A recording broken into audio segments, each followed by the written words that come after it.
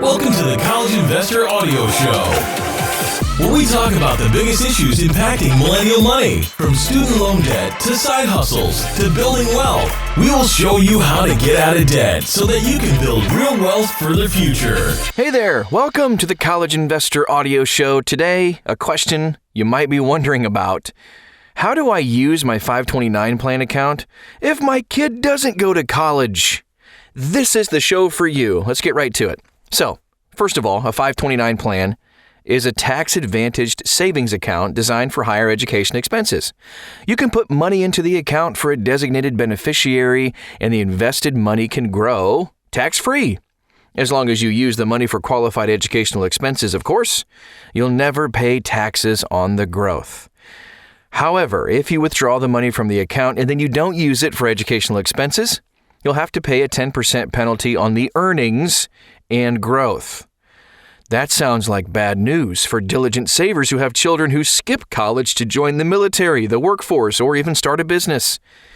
Thankfully, the money in a 529 plan account doesn't have to go to waste. As a parent, you can still put the money in a 529 account to use even if your child decides to forego higher education. These are some of the best options in case that happens. Just wait for a few years.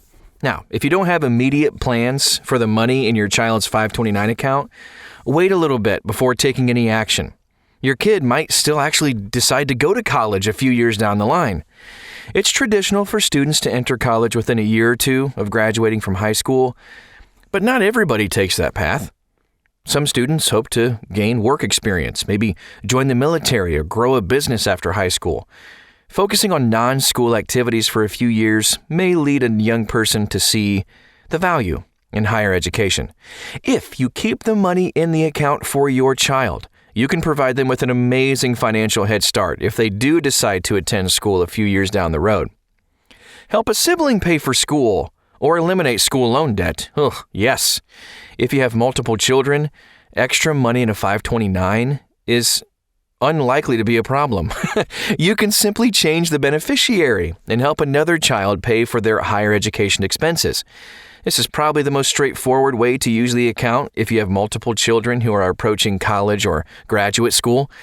If all your other children have graduated from college, you can still be able to help them pay for educational expenses. You can use the funds from a 529 account to help pay off student loan debt. The Secure Act made it possible to use money from 529 accounts to pay off up to $10,000 of student loan debt per beneficiary and each of their siblings. That means an account with $20,000 that won't be spent could be split between two siblings to pay off $10,000 of student loan debt each. Take the withdrawal penalty. Here's another option. If you withdraw money from the 529 and you don't use it for educational expenses, you'll have to pay a 10% withdrawal penalty on the earnings and growth in the account. 10% seems like a lot, but the reality is that most of the time, it's pretty manageable. Okay, so here's a scenario. Consider a family who contributed $1,500 a year to their child's account for 18 years. Over 18 years, the parents contributed $27,000 to the account. By the time that child says they do not want to go to college, the account is worth $47,000. Wow, not bad. If the parents decide to cash out the account and give all the money to their kid, how much will the penalty be? The answer is $2,000, or 10% of the growth. The account grew by $20,000, so the 10% penalty only applies to that growth, not the original $27,000 that was contributed by the parents.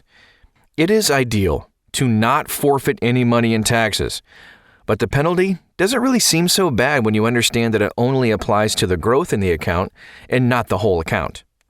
Make yourself the beneficiary. So the money in 529 accounts is meant to be used for educational expenses. If you're in your 40s, 50s, or 60s, you may not see your personal education as a worthy financial goal. But before you dismiss making yourself the beneficiary, consider the benefits. If you want to switch careers, You could use the money to get a master's degree, a law degree, or some other credential that will make you more marketable.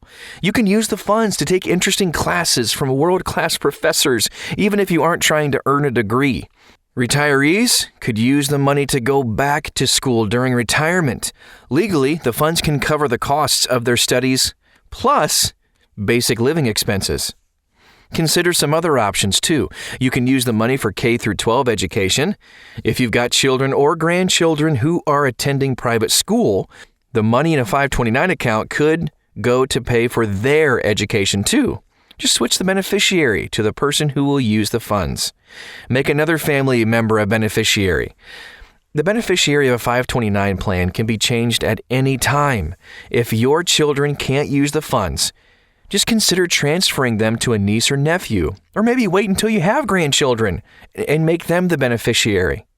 Use the money for qualified training programs. College isn't the only qualified educational expense. You might be able to pay for expenses associated with internships or maybe even some training programs, like a trade school, a certain coding boot camps, or culinary schools.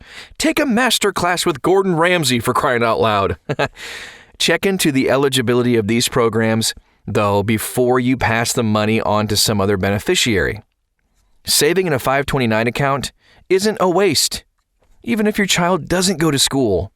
Dealing with unused 529 funds may seem like a little bit of a hassle, but parents have a lot of options to use the funds to benefit themselves or their children. Consider your options carefully, and don't be afraid to wait. If you don't need the money right now, an opportunity to use it may come along in the future. In the meantime, it doesn't hurt to keep the money growing in the account. That's all the time we have for today, but I hope you found that really helpful and useful too. If you did, and you know somebody else who could find this helpful and useful, just share it with them too. We would really, really appreciate it. You can also check out our website for all things money. I'm telling you everything from reviews of products to retirement info to paying off your student loan debt to even 80 ways to earn money from home. It's all at thecollegeinvestor.com. Thanks so much for stopping by today, and we'll talk to you again very soon.